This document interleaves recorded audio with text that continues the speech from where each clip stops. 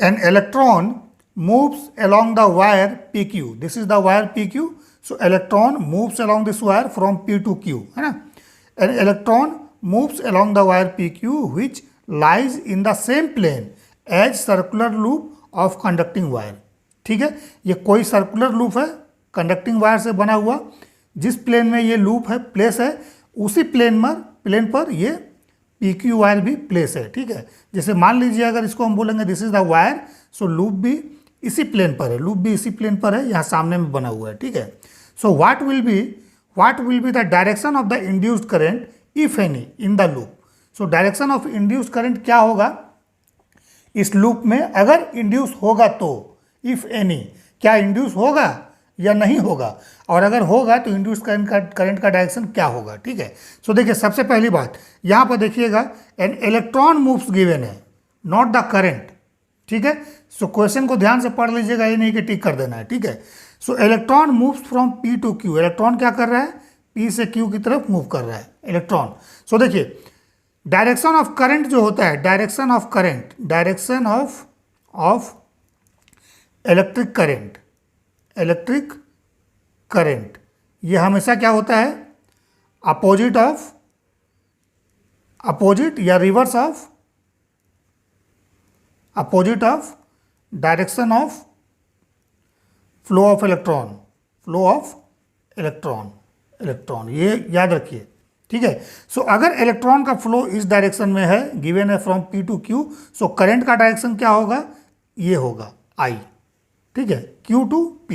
So direction of current, ये तो P से Q दिया हुआ है. ठीक है, सो डायरेक्शन ऑफ करंट क्या हो जाएगा, Q टू P. ठीक है, याद रखिए. अब अगर यही इलेक्ट्रॉन की जगह पर प्रोटॉन दिया रहता, ठीक है, जैसे प्रोटॉन इस केस में तो नहीं होगा, लेकिन प्रोटॉन, हाँ, सेमी कंडक्टर के केस में अगर जाइएगा, सो सेमी कंडक्टर में तो आप जानते हैं इलेक्ट्रॉन करंट और होल करंट दोनों होता है. ठीक है, so hole is basically positively charge. So अगर मान लीजिए direction of current with respect to proton का फ्लो के लिए पूछा जाए, डायरेक्शन ऑफ इलेक्ट्रिक करंट. ठीक है, so same as direction of flow of proton. क्यों, क्योंकि प्रोटॉन जो है ये पॉजिटिवली चार्ज होता है. प्रोटॉन क्या होता है, पॉजिटिव चार्ज. जितना इलेक्ट्रॉन में नेगेटिव चार्ज है उतने प्रोटॉन में पॉजिटिव चार्ज.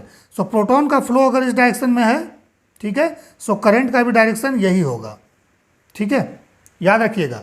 आप देखिए इलेक्ट्रॉन का फ्लो इस डायरेक्शन में दिया है, करंट हमने इस डायरेक्शन में निकाल लिया.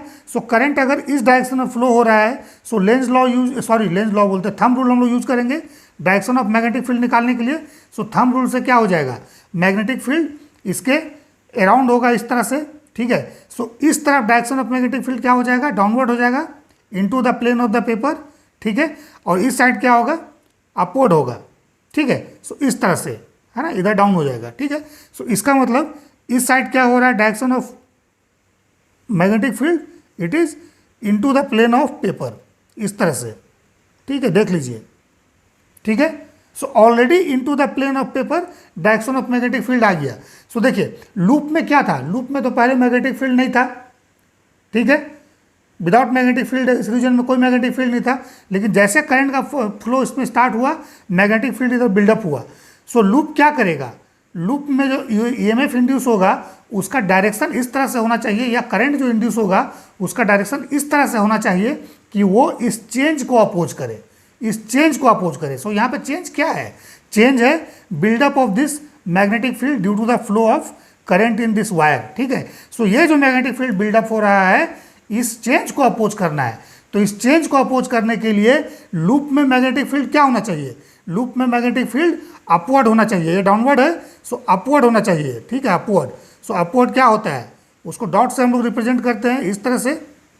ठीक है, एरो ऐसा होता है एरो. सो एरो का टिप क्या होता है, डॉट दिखाएगा टॉप पे अगर इसमें देखेंगे व्यू, और एरो का जो टेल है, this is head and this is tail. So tail देखिएगा, सो टेल क्या होगा, उसका फिगर टॉप व्यू जो है वो इस तरह का आता है. So this is the magnetic field into the plane of the paper. So change को अपोज करना है. सो लूप में जो मैग्नेटिक फील्ड करंट जो इंड्यूस होगा वो इस तरह से होना चाहिए कि लूप का मैग्नेटिक फील्ड इसको अपोज करे। सो लूप के लिए मैग्नेटिक फील्ड क्या हो जाएगा, अपवर्ड होगा। सो लूप के लिए मैग्नेटिक फील्ड अगर अपवर्ड होगा सो करंट का डायरेक्शन क्या होगा, देखिए थंब रूल से इस तरह से होना चाहिए। इसका मतलब इसमें करंट एंटी क्लॉकवाइज होना चाहिए, एंटी क्लॉकवाइज। एंटी क्लॉकवाइज होगा तभी थंब रूल से इसका जो है मैग्नेटिक फील्ड ऊपर आएगा, अदरवाइज क्या होगा, नीचे चला जाएगा ना, ठीक है, इस तरह से ऊपर आएगा, ठीक है। So this is anti clockwise.